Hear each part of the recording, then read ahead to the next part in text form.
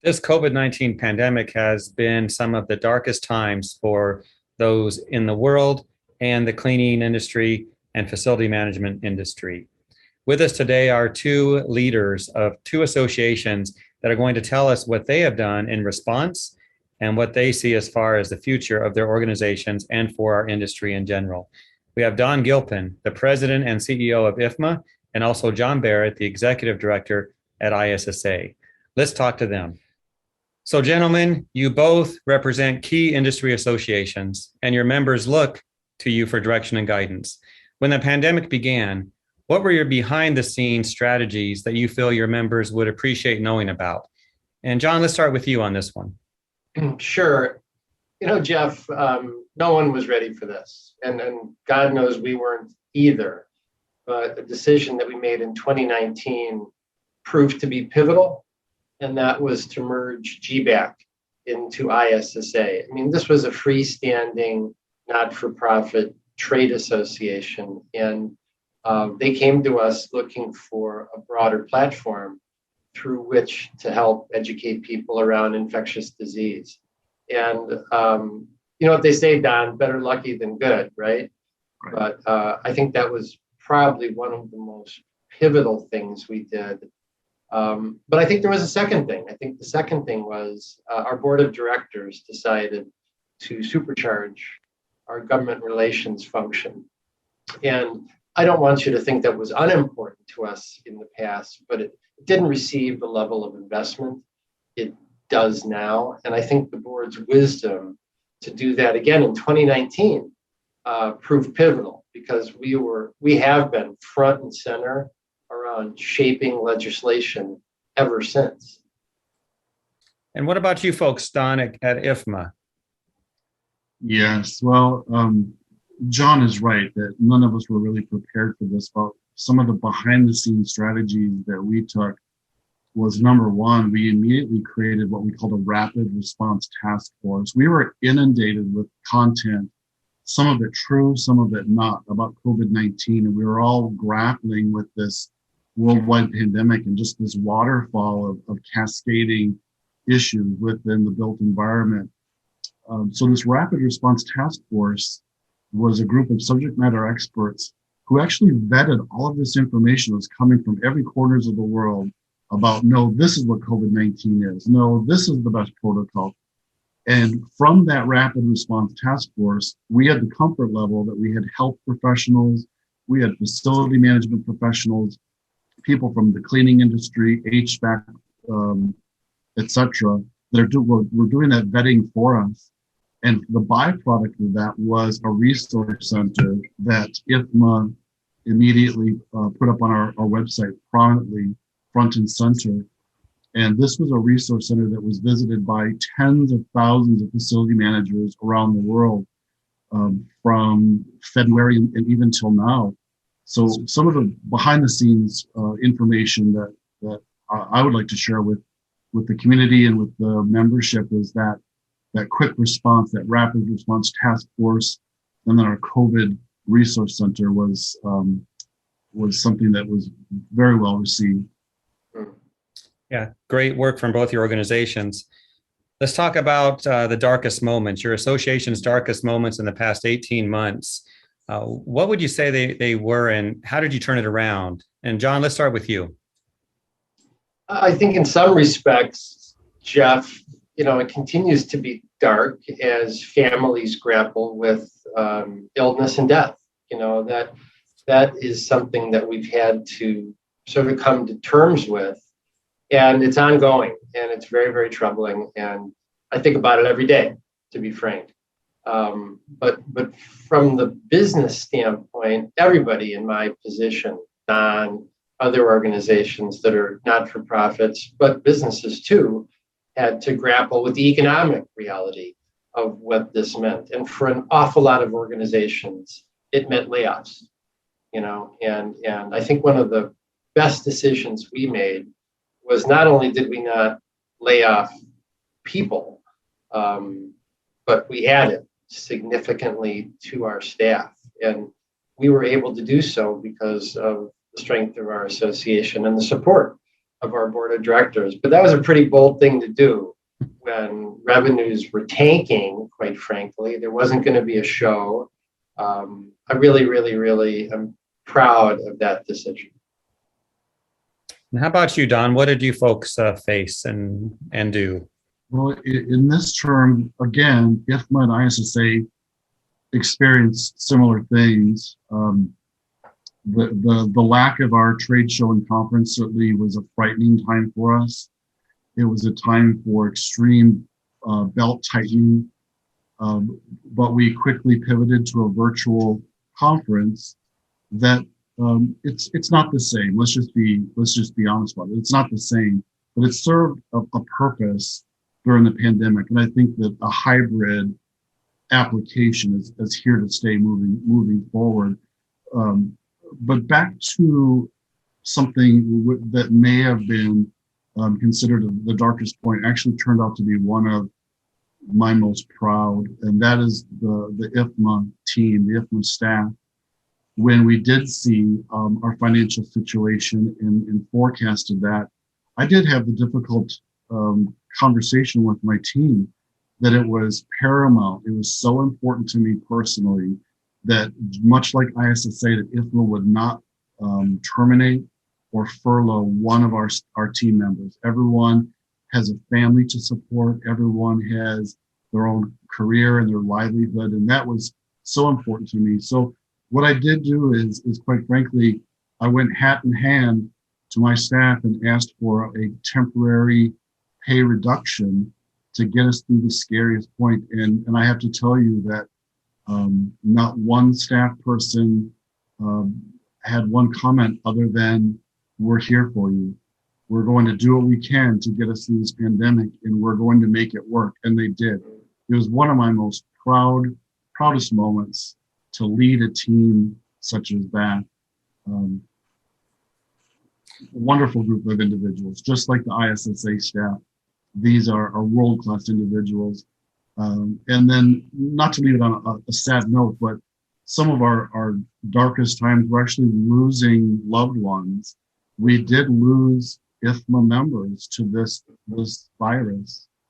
And it was extremely hard to send out those announcements to our membership about some of the members and loved ones of members from this pandemic.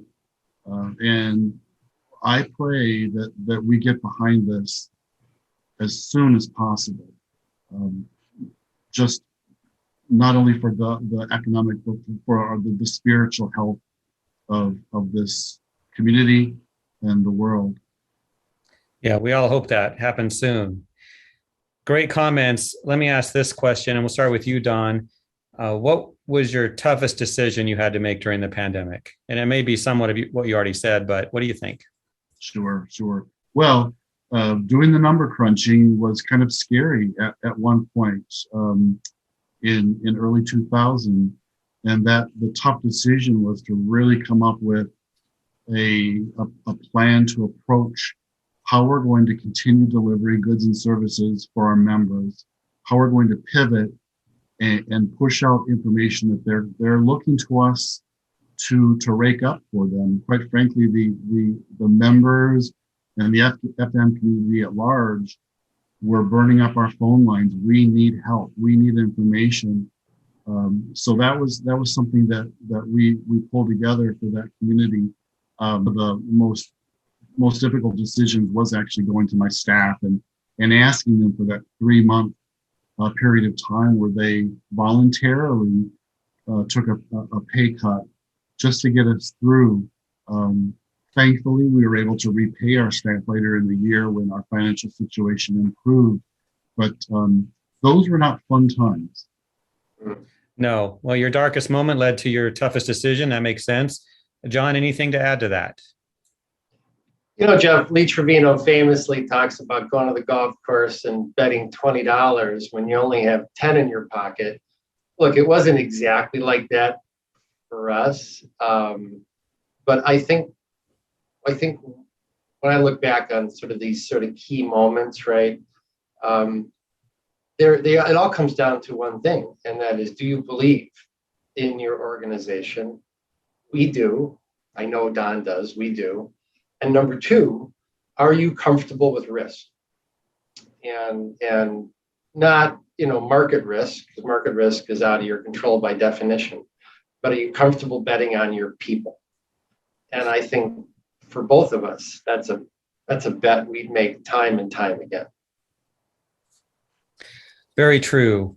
Let's talk about some of your best decisions you've made during the pandemic and those that have lasting impact. So, John, anything there? So, okay, our best decisions, I think there were three of them, Jeff, and they're pretty easy to identify. One, getting behind the GBAC initiative and all that's become. Number two, partnering with Informa to produce events all over the world. And number three, partnering with Don because their organization is deeply revered. And I've always sort of felt like the demand for our services was derived from the demand for their services. And the fact that we have found a way to genuinely cooperate in a way we have never, ever done before is super gratifying. Yeah. How about you, Don? Yeah, I have to reiterate what John mentioned. There's power in partnerships, and this pandemic displayed it in full light. We could not have gotten through this pandemic, and we certainly look forward to working with ISSA again. We couldn't have gotten through this without partners like ISSA. The GBAC STAR facility certification was something that, again, the facility manager found great value in. And moving forward, I think that the sky's the limit with regards to partnership with ISSA and all like-minded organizations. We have a lot of work to do. We have a society that's looking to the facility manager and the cleaning industry to make these built environments, these occupied spaces, healthier and safer. There's going to be this notion of carbon neutrality and sustainability and resilience.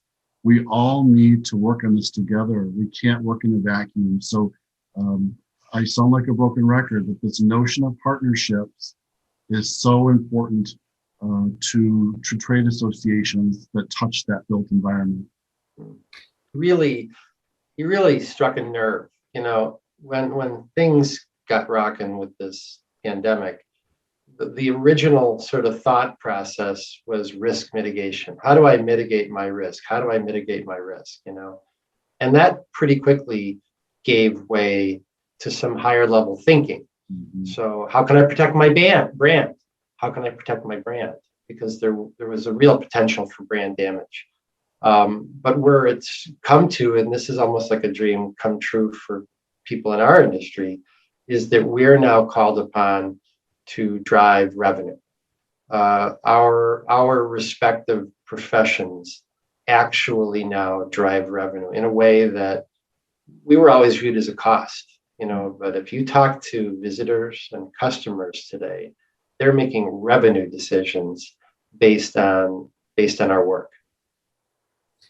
Which leads me to my second to last question. Don mentioned, and John, you just added to that your members came to you and they see what you're doing, what your associations are doing, and they're asking for help. Besides asking for help, how did they respond or react to what you did as an association for your members? Don, let's start with you. Sure. Well, I think that the pandemic was a wake-up call for the FM community. It was a wake-up call because we have a very large group of facility managers that are about to retire and an enormous gap of skill filling in that pipeline. So what IFMA has done this last year and a half is really pay more attention to this notion of workforce development. Along with our foundation, we're dedicating resources. We're reaching out to returning military. We're reaching out to VOTEC students. We're reaching out to high school kids about this idea of an occupation, a career in facility management. It's quite a daunting story to look at what's happening right now with that skill gap. So we have a lot of work to do, but I'm very proud of our association in that we've identified that as a problem, and we're putting our foot to the gas pedal, and we're going to affect change there. We're going to go out and introduce people to this idea of an occupation in FM. We're going to educate them, we're going to certify them, and then we're going to find them a job. It's a full circle, and this is something that a trade association should do. We should do these types of items. This is the work of a trade association. And again, I'm so proud of IFMA that we're taking this seriously and leading the way for the FM community. Sure, many will be very happy to hear that. John, what would you say? I mean, Don probably understands very well that our members aren't shy about emailing us and calling us when they don't think we're doing it right. And there was a lot of that at the beginning. What are you doing? What's your response? What's your strategy? And it stopped. And it stopped because I think they came to trust that we were doing the right things. The second sort of thing I might point to, Jeff, is your business. We measure everything. And Jeff is very articulate about our digital presence. And if you were to compare our digital presence and our membership year over year, it is blown up. We are so much more present. And I think today, that's a really important way to come to understand how your members perceive you. But I think there's a trick, right? The trick is a lot of those folks that came to us aren't members, right? And we got to make them part of the community. And I know you're involved in some of that thinking, Jeff. Yeah, there a lot of pain happened, a lot of issues our members and non-members dealt with, and we're there to help them. Last point to cover in our segment today, take a moment to prognosticate. What does the future look like for the industry? And we'll start with you, Don. Sure, thanks, Jeff. Well, my crystal ball is working sometimes and sometimes it's not. So I'll take a crack at it. Well, I think that if anything, the pandemic has shown us is this acceleration of FM into the center of this conversation. I see the future of this occupation called facility management to become more and more central in the management of not only just that occupied space, but supporting an organization's strategic plan and mission and vision. This occupation called FM, which has really changed over the years with the advent of technology and IoT and now sustainability, is going to become more of a profession, even more than it is now. We see a lot of areas within an organization, such as human resources, the C-suite, interior design, architecture, construction. They're all starting to realize that FM needs to be at the table at the front of this conversation, whether it's new construction, whether it's operations and maintenance, or whether it's decommissioning. The FM is going to be at the center of this conversation, and quite frankly, in the front lines of executing these strategies. So we see FM, the future of FM, being much more human-centric moving forward, meaning that the responsibility of the FM is going to now include the human more than it ever has before. Thank you. And John, you're going to wrap it up for us. Go ahead. I mean, Jeff, our job, right, is to support the professionals that Don's been talking about, right? Because remember what I said earlier, the demand for our service is a derived demand. But I think, cleaning is sort of changed forever, right? We now, people understand how important it is, not just to make things pretty and nice smelling, but to help people remove harmful pathogens from the built environment. That's really the new challenge for the cleaning community. As far as the outlook, Jeff, the outlook's very good for the cleaning industry because there's been a structural change in the economy. What we do matters like never before. And if you ever get confused about what's important, follow the money, because there has been a tremendous amount of investment in this industry, not just in consolidation, but in clean tech. And I think some of the deepest pockets in the private equity world have made it abundantly clear that they think this is a great place for them to invest. Well, gentlemen, keep up the good work, and thank you so much for your comments today.